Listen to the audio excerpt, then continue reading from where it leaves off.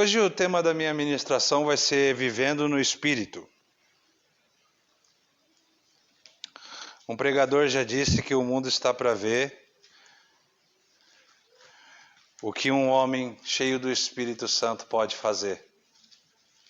Gente, vamos prestar atenção então na leitura do livro histórico de Atos dos Apóstolos. Escrevi o primeiro livro, ó Teófilo, relatando todas as coisas que Jesus começou a fazer e a ensinar, até o dia em que, depois de haver dado mandamentos por intermédio do Espírito Santo aos apóstolos que escolhera, foi elevado às alturas. A estes também, depois de ter padecido, se apresentou vivo com muitas provas incontestáveis, aparecendo-lhes durante 40 dias e falando das coisas concernentes ao reino de Deus. E comendo com eles, determinou-lhes que não se ausentassem de Jerusalém, mas que esperassem a promessa do Pai, a qual disse ele: de mim ouvistes. Porque João, na verdade, batizou com água, mas vós sereis batizados com o Espírito Santo, não muito depois desses dias. Então os que estavam reunidos lhe perguntaram: Senhor, será este o tempo em que restaures o reino a Israel? Respondeu-lhes: não vos compete conhecer tempos ou épocas que o Pai reservou pela sua exclusiva autoridade. Mas recebereis poder ao descer sobre vós o Espírito Santo, e sereis as minhas testemunhas, tanto em Jerusalém, como em toda a Judéia e Samaria, e até os confins da terra. Ditas essas palavras, foi Jesus elevado às alturas à vista deles, e uma nuvem o encobriu dos seus olhos. E estando eles com os olhos fitos no céu, enquanto Jesus subia, eis que 2 varões vestidos de branco se puseram ao lado deles. E lhes disseram: varões galileus, por que estáis olhando para as alturas? Esse mesmo Jesus que dentre vós foi assunto aos céus, virá do modo como o viste subir. Então voltaram para Jerusalém do monte chamado Olival, que dista daquela cidade tanto como uma jornada de um sábado. Quando ali entraram, subiram para o cenáculo, onde se reuniram Pedro, João, Tiago, André, Felipe, Tomé, Bartolomeu, Mateus, Tiago, filho de Alfeu, e Simão o Zelote, e Judas, filho de Tiago. Todos estes perseveravam unânimes em oração, com as mulheres, com Maria, mãe de Jesus, e com os irmãos dele. Amém? Apenas até aqui mesmo. Depois do martírio de Jesus, do sofrimento, da sua morte e morte de cruz, Jesus, nós sabemos, ele ressuscitou ao 3º dia. E após a ressurreição, esse texto que a gente leu vai dizer que Jesus, ele instruiu os discípulos e ensinou os discípulos e apareceu aos discípulos durante 40 dias seguidos. E o texto que a gente leu,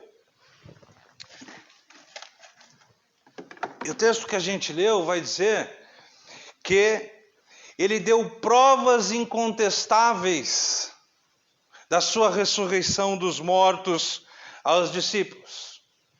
E quando nós vemos o evangelho sinóticos, evangelhos semelhantes, que contam a história de Jesus Cristo, a gente vai perceber que Jesus, ele comeu com os discípulos após a ressurreição. Nós vamos ver que Jesus, ele de repente estava em um lugar, daqui a pouco ele sumia desse lugar. Ele teletransportava. A gente vai ver que os discípulos tocaram nele.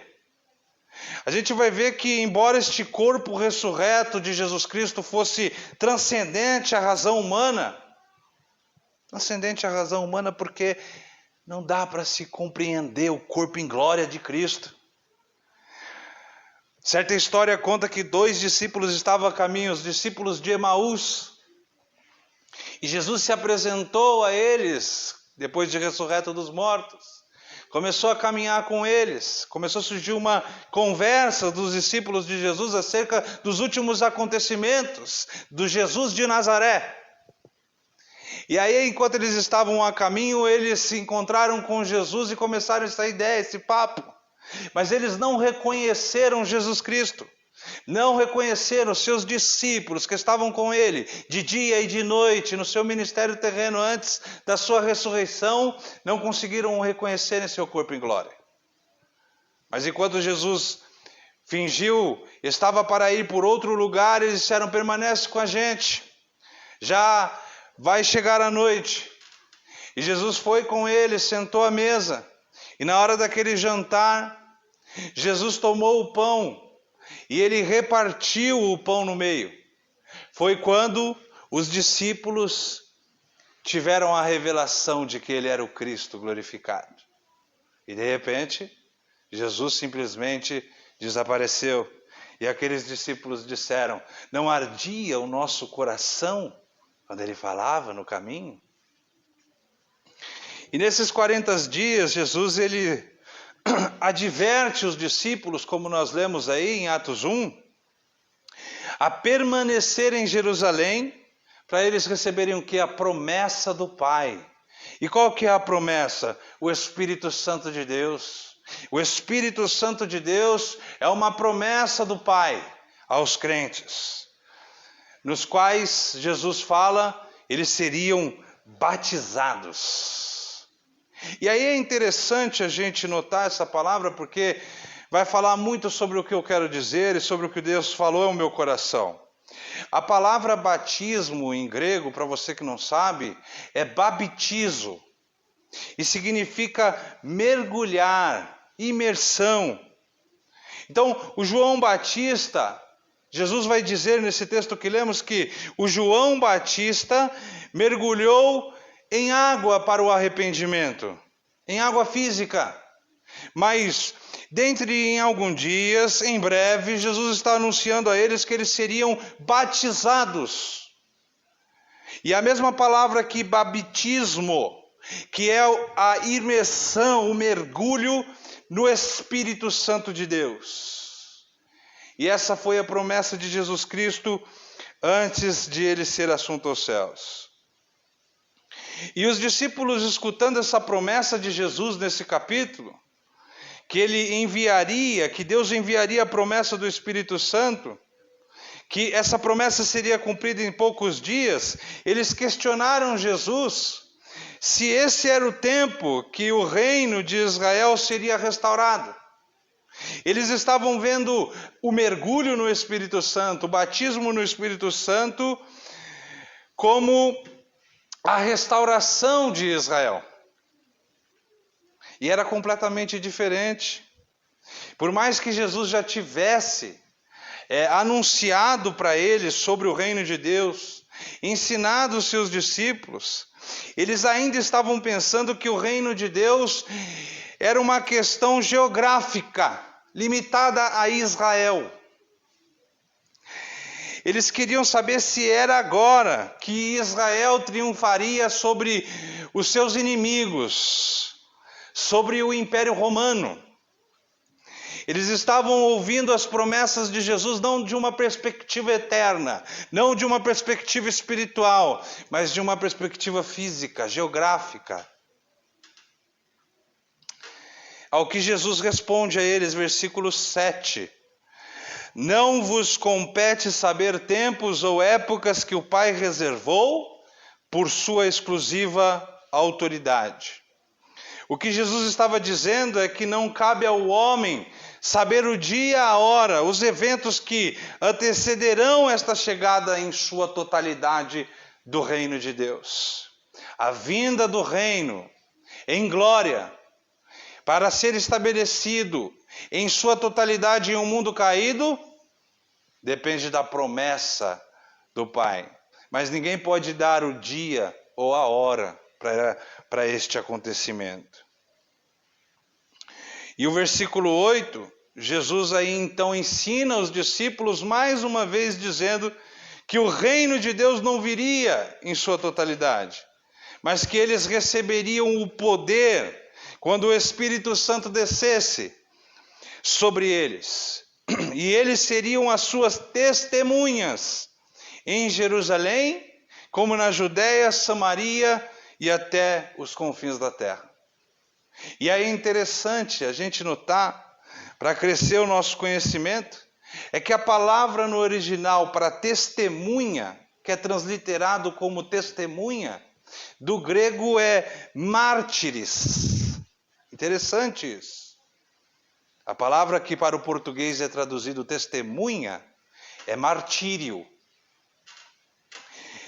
Jesus ele estava falando que aos receberem ao Espírito Santo, aos seus discípulos receberem o Espírito Santo, eles seriam mártires.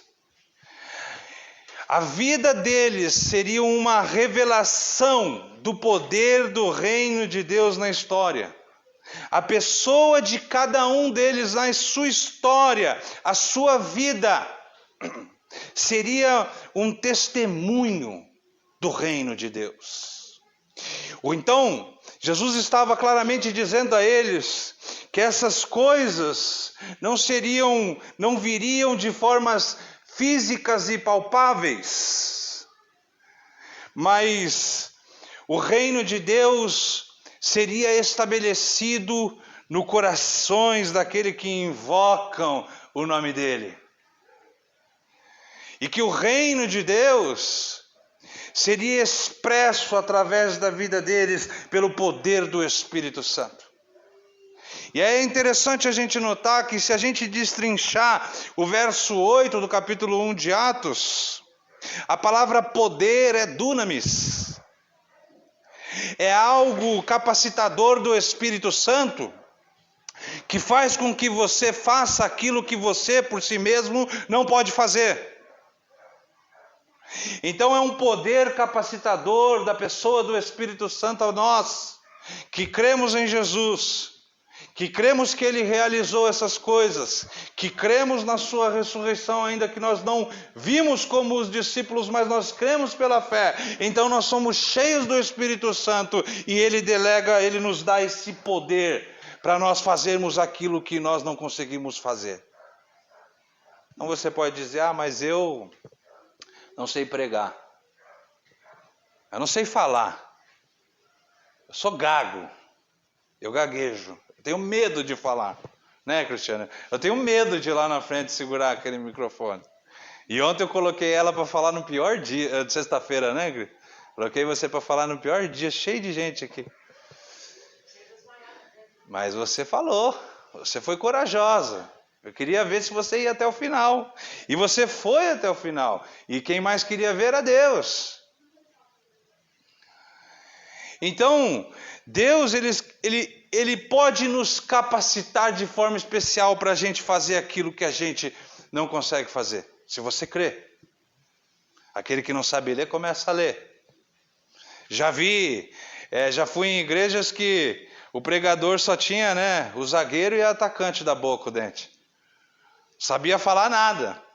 Não sabia ler, mas quando abria a Bíblia, saiu o poder de Deus. O cara sabia ler, de repente ele sabia ler. Então nós precisamos confiar no poder de Deus, no poder do Espírito Santo de Deus na nossa vida. E a minha pregação, não se esqueça, é uma vida no Espírito Santo. A nossa vida, ela só irá ser uma revelação do reino de Deus na história se nós dependermos totalmente do Espírito Santo. E para saber o que é viver no Espírito Santo, nós precisamos nos voltar a Jesus, para os nossos olhos aqui, para a vida de Jesus e a sua comunhão íntima com o Espírito Santo. Porque Jesus é a chave para a compreensão das Escrituras. Em Atos 1:2, que nós lemos, diz aí que Jesus, depois de ressurreto dos mortos, ele deu mandamentos pelo Espírito Santo de Deus. Mesmo depois de ressurreto, aí Jesus ele continua a atuar através do Espírito Santo de Deus. Ele não faz nada sozinho. Ele não faz nada por ele mesmo. Desde o ventre da Virgem Maria a sua glorificação, o Espírito Santo continuou sendo o seu companheiro na terra. Ele nasceu de uma forma espiritual. Ele nasceu do poder do Espírito Santo. O Espírito encobriu a Virgem e formou Jesus no ventre de Maria. E Jesus nasceu de uma forma especial, diferente de toda a raça humana. Jesus não nasceu, não foi fruto de uma relação sexual entre um homem e uma mulher. Contudo, tendo o nascimento pelo poder do Espírito, Jesus também herdou a natureza de Maria. Os evangelhos vão dizer o quê? Que ele era o filho de Davi, porque ele é da descendência humana de Davi. Ele vai se intitular o Filho do Homem. Então, por mais que ele fosse o Filho de Deus, o soberano, a expressão exata da glória de Deus, o Filho eterno, ele se encarnou. Então, além de Deus, ele também era homem. 100% homem e 100% Deus. E aí Paulo ele vai nos ensinar um pouco sobre essas duas naturezas de Jesus Cristo. Em Filipenses capítulo 2, versículo 6 ao 8, você não precisa nem abrir, só ouvir o que eu vou ler. Diz assim: o qual, presta atenção nessa palavra, o qual subsistindo em forma de Deus, não considerou o ser igual a Deus. Ele está dizendo que Jesus, mesmo tendo a natureza divina, não considerou o ser o igual a Deus em sua encarnação. E que se devia, ou coisa a que se devia se apegar-se. No entanto, ele vai dizer, mas esvaziou-se a si mesmo da sua divindade, tomando a forma de servo, tomando a forma humana, tornando-se semelhante aos homens, e achado na forma de homem, humilhou-se obediente até a morte, e a morte de cruz. Então, mesmo ele tendo as duas formas, as duas naturezas, Jesus não se apegou à sua natureza divina. É isso que o apóstolo Paulo está dizendo. Que o que ele sofreu, que o que ele passou, não foi como Deus. A tentação dele no deserto não foi como Deus. Foi como homem. Foi como homem, humilhado, com fome, com sede. Por isso que o diabo tenta ele aonde? Na carne, está com fome. Transforma a pedra em pão. Quer glória? Prostra a mim, tudo isso te darei. Então Jesus ele não foi tentado como Deus.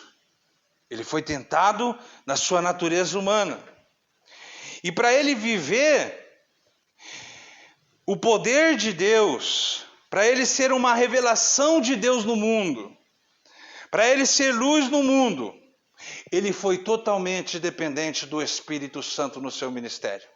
Interessante notar que lá em Marcos capítulo 4, vai dizer que o Espírito Santo toma e o leva para o deserto, para ser tentado durante 40 dias e 40 noites. Jesus Cristo não usurpou a sua natureza divina, mas ele se esvaziou da sua divindade. E tudo o que ele realizou, e tudo o que ele enfrentou, e tudo o que ele passou através do Espírito Santo de Deus. Cada cura que ele operou, cada demônio que ele expulsou, cada noite que ele orou, cada noite que ele se entregou, ele fez isso pelo poder do Espírito Santo de Deus. Ele não fez isso como Deus, mas ele fez isso como um homem, cheio do Espírito Santo de Deus. Mas aí você pode dizer, mas ele teve as mesmas tentações que eu tenho? Sim. As mesmas tentações que você teve. Mas ele venceu através do poder do Espírito Santo de Deus. Lembre-se que o tema da minha ministração é vivendo no Espírito. Jesus viveu no Espírito Santo de Deus. Claro que a Ele o Pai dá o Espírito sem medida. A nós não, Ele retribui a nós segundo a sua graça, segundo aquilo que o Espírito Santo quer dar. Uns têm dons para pregar, outros têm dons para evangelizar, outros têm dons para profetizar. Em Cristo não, isso era completo. Então, até o seu sofrimento, até a sua morte na cruz, até a sua agonia, a sua dor, ele enfrentou não na carne, mas ele enfrentou pelo Espírito Santo de Deus. Na sua natureza humana, ele não era onipresente, ele não estava em todos os lugares. Na sua natureza humana, ele não sabia todas as coisas. Ele não tinha toda a ciência. Por mais que ele tivesse, ele não usou. É isso que o apóstolo Paulo vai falar em Filipenses capítulo 2. Mas ele foi conduzido e ele se entregou à pessoa do Espírito Santo de Deus. Entendido isso? Você pode ver em Hebreus capítulo 9, versículo 13 a 14, que diz assim. A gente vai ver que o próprio sacrifício de Jesus na cruz foi feito pelo Espírito Santo. Porque se a aspersão do sangue de bodes, falando do culto antigo, e de touros, e das cinzas de uma novilha santificada sobre os contaminados, quanto à purificação da carne, quanto mais o sangue de Cristo, que pelo Espírito Eterno, se ofereceu a si mesmo, imaculado a Deus, sem pecado, santo, purificará das obras mortas a vossa consciência para servirdes ao Deus vivo. Quando eu leio esses versos, eu imagino a pessoa do Espírito Santo tomando o sacrifício, o corpo do Filho e entregando nos santos dos santos na presença do Pai. Está aqui, está realizado. E aí quando Jesus ele foi assunto aos céus, quando ele entrou nas regiões celestiais, pagando o preço do pecado, com o sangue dele derramado, vitorioso, o seu corpo em glória, adentrando as regiões celestiais, ele capacitou os céus se abrirem para a descida do Espírito Santo. Aleluia! Então foi possível o dia de Pentecostes acontecer. O Espírito não podia, o Espírito queria, mas o Espírito não podia. Mas quando entrou o sacrifício de Jesus nos Santos dos Santos, então o céu se abriu. E aí passou-se o dia de Pentecostes, 50 dias depois dos acontecimentos entre a morte e a ressurreição de Jesus, o Espírito desce sobre o mundo.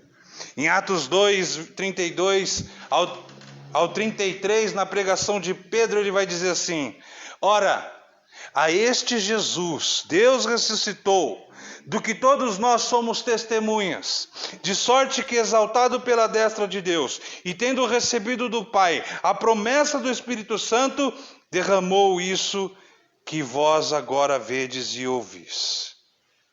O mergulho no Espírito Santo, o batismo, ele é o novo nascimento. É a partir deste momento, quando nós somos mergulhados no Espírito Santo, que nós somos batizados no Espírito Santo, que nós nos tornamos novas criaturas. Nós participamos da humanidade ressurreta de Jesus Cristo. Assim como Jesus Cristo nasceu do Espírito Santo, quando nós somos batizados no Espírito Santo, então nós nascemos assim como ele nasceu, do Espírito Santo de Deus. Nós já não fazemos mais, nós agora temos também duas naturezas. A natureza feita em Deus e a natureza da carne. O que quando este corpo passar, a natureza feita em Deus vai se sobressair. Ela vai ressuscitar. Assim como foi com Cristo no Calvário, entre a sua ressurreição, será também com a gente. E aquilo que Deus fez em nós, então no dia da nossa ressurreição, será pleno, nós veremos como nós realmente somos. Por isso que Deus não olha como o homem vê. É o Espírito Santo quem executa a obra da salvação na nossa vida. Ele executa aquilo que Jesus Cristo ele operou e ele realizou lá na cruz, para a glória de Deus na nossa vida. É o Espírito Santo quem nos santifica. É o Espírito Santo quem toma o sacrifício de Jesus lá na cruz e executa aquilo que ele operou lá. Ele, o Espírito Santo, ele é o grande executador da Trindade. Então, ele executa, ele é quem nos regenera, ele é quem nos purifica, é ele quem muda a nossa mente para a gente viver uma vida em adoração a Deus. É ele que faz essa obra em nós. E aí alguns teólogos vão chamar isso de economia da Trindade. Na obra da salvação de Deus, cada pessoa da Trindade ela tem um papel específico, se você notar. O Pai envia o Filho. O Filho recebe uma missão do Pai. Ele dá uma obra ao Filho. O Filho obedece ao Pai e cumpre os mandamentos do Pai. E conclui a obra que o Pai lhe deu. Está dando para entender? O papel do Pai é a missão que ele dá. É a ordem. Jesus Cristo, ele cumpre. E o Espírito Santo, ele executa. Então, assim o Pai, o Filho e o Espírito Santo estão agindo pelo mesmo propósito. E estão glorificando um ao outro em um relacionamento trinitário. Um está glorificando o outro. O Pai glorifica o Filho glorifica o Pai glorifica o Espírito o Filho, o Filho o Pai, e não para a glória, ninguém toma a glória para si. Eles estão glorificando um ao outro. Se você notar as palavras de Jesus, ele sempre vai dar glória ao Pai. E o Pai, se você notar, sempre vai dar glória ao Filho. Esse é meu Filho amado, a quem eu me comprazo. Ele fala ao Pai que seja feita a tua vontade. Jesus nunca age de si mesmo para si mesmo. E aí alguns teólogos vão usar o termo para se referir a esse relacionamento íntimo entre o Pai, o Filho e o Espírito Santo de pericoreses. A pericoreses é uma interpenetração. Embora eles sejam três pessoas distintas umas das outras, o Pai, o Filho e o Espírito Santo, eles têm uma natureza. Eles são um único Deus. Há uma interpenetração, há uma união mística, que um está dentro do outro. Um está dentro do outro nessa união mística, onde o Pai e o Filho, eles estão nessa dança eterna de glória. Agora, por quê? O que você está falando? O que você quer falar com isso? Por que você está dizendo isso? Aqui nós vamos entrar no ponto-chave que eu quero. Porque quando nós somos batizados no Espírito Santo, nós somos elevados a essa comunhão perfeita. E aí a gente começa a fazer parte dessa pericoreses, dessa interpenetração.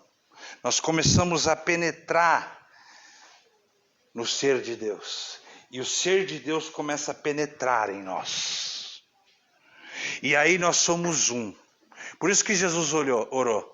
Pai, que eles sejam um, assim como eu e você somos um.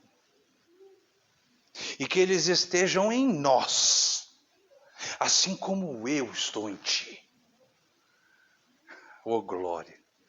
O mergulho no Espírito Santo é esse relacionamento íntimo. E nós só podemos viver isso através do Espírito Santo de Deus, do batismo no Espírito Santo. É esse relacionamento que nós ganhamos ao sermos batizados pelo Espírito Santo. E nós começamos a participar. Então, o Pai glorifica o Filho glorifica o Espírito o Pai, o Filho o Pai, e aí entrou você. Entrou o Felipe nessa relação. Entrou o João, entrou a Lia, entrou a Angélica, entrou a Cristiane, entrou. Agora é a igreja. E aí o Pai, o Filho glorifica você. E aí você glorifica o Pai, o Filho e ao Espírito Santo. E aí quando a glória para em você, aí é Satanás. Aí quando você faz aquilo por você mesmo, através de você mesmo, aí quando você não está prestando atenção nesse movimento de glória, aí é Satanás. Quando ele quer a glória para si. Eu sou, eu faço, é por mim. Fui eu que fiz. Fui eu que fiz acontecer. Sou eu quem canto, sou eu que prego. Aí é Satanás. Sou eu. Eu faço e acontece. Mas quando nós damos glória a Ele, quando Deus glorifica a igreja, e a igreja devolve a glória para Ele. Quando Deus derrama os dons sobre a igreja, e nós fazemos assim, não, esse dom não é meu, tó a glória. Não, esse dom, esse talento não é meu, tó a glória. Aleluia. Aí é a igreja. Aí você começa a entrar nesse relacionamento. E uma vida cheia do Espírito Santo é uma vida de obediência. Você só vai poder realizar isso através do Espírito Santo em obediência a Deus. Porque nós só vamos realizar isso quando nós fazemos a vontade de Deus. Porque é quando nós fazemos a vontade de Deus, é que Ele é glorificado, é que Ele é exaltado. Jesus não queria ir para a cruz na carne. Era o objetivo, era o propósito dele. Mas ele olha lá no Getsemane e ele fala o quê? Senhor, afasta de mim esse cálice. Afasta de mim isso, Senhor. Suando sangue. Aí ele vira e diz o quê? Contudo, que seja feita a tua vontade e não a minha. A minha vontade não é passar por isso. Meu corpo não está pronto, mas que seja feita a tua vontade. Olha que interessante que eu vou dizer a você agora. Atos nos diz que o Espírito Santo ele foi derramado sobre toda a carne. Note em Atos capítulo 2, versículo 17, diz assim: e acontecerá nos últimos dias, diz o Senhor, que derramarei o meu Espírito sobre toda a carne, e os vossos filhos e as vossas filhas profetizarão, os vossos mancebos terão visões, os vossos anciões terão sonhos. Agora note a palavra, sobre toda a carne. Sobre não é estar em toda a carne, não é estar no. A profecia está dizendo que o Espírito Santo foi derramado sobre toda a carne, como diz a profecia de Joel. Mas estar sobre não é estar dentro. Olha que coisa interessante isso que eu estou dizendo. Estar sobre não é estar dentro. O Espírito Santo foi derramado sobre toda a carne. O mundo inteiro está recebendo a revelação de Jesus Cristo. Eu estou falando aqui com vocês, mas vai ter pessoas nos assistindo. Pessoas diversas que vão poder ver esse vídeo também. E esse vídeo vai ficar durante anos e anos rodando na internet. A gente já vai ter morrido, talvez, se Jesus não voltar, mas o vídeo vai estar lá. Você acredita nisso? Vai estar na nuvem da internet. Vai estar para sempre essa pregação, ecoando. Por isso nós temos que pregar com amor, paixão, ousadia. Note que estar sobre não é estar dentro. E no dia de Pentecostes, o Espírito foi derramado sobre toda a carne. Mas nem todos foram cheios. Nem todos mergulharam. Nem todos estavam ali esperando no cenáculo para a promessa ser cumprida. Em Atos 2 vai dizer que eles começam a ver um som, não é, Felipe? Como nós lemos? Como um som impetuoso começa a mover o lugar.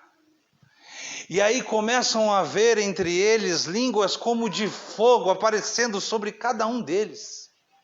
E aí diz o quê? E eles foram cheios do Espírito Santo de Deus, e aí eles passaram a falar em outras línguas, e aí o poder de Deus começou a ser manifestado quando eles foram cheios do Espírito Santo, quando o Espírito Santo entrou neles.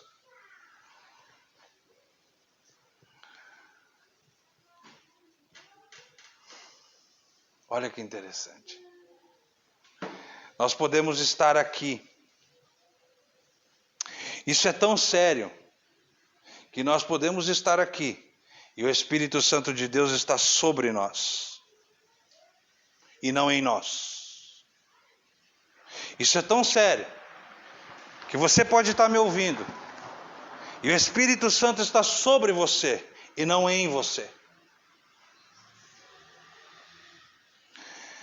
Você pode participar dos dons espirituais. Você pode estar dentro da comunidade, mas ser tido como joio no dia do juízo final. Olha o que eu falei. Você pode estar profetizando, você pode estar falando em línguas, você pode estar louvando, mas chegar no dia do juízo, você ser tido como joio. Porque o Espírito não estava em você.